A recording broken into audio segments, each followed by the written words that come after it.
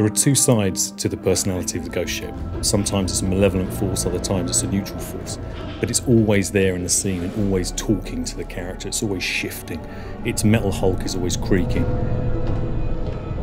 The ship's always responding to the waves outside, the environment outside, and we try and bring this into the environment for the player when they're inside the ship. What was that noise?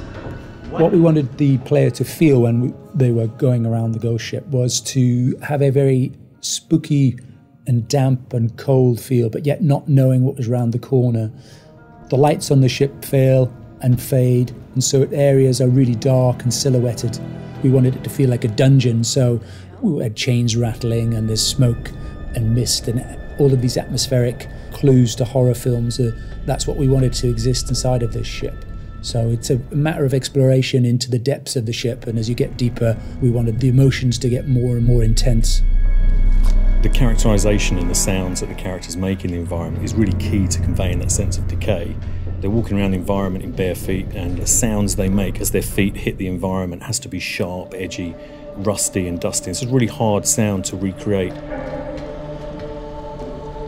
Every tap on a bulkhead, every brush past a wall, it all has to convey that sense of decay and that roughness, that real kind of sense of a hostile environment. It's a great environment for horror.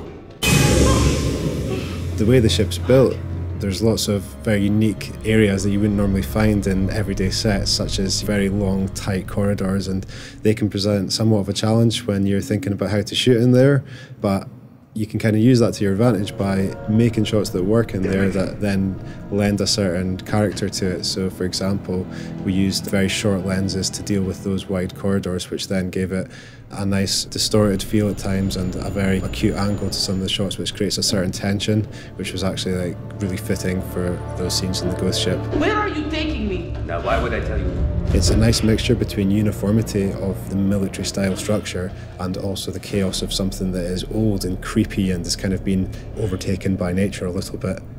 The decay of the ship, the state of decay, the rustiness is conveyed not only through the great artwork, but it's how the characters sound when they interact with that environment. It all needs to offer that kind of sharp edginess, and that's a great environment for horror.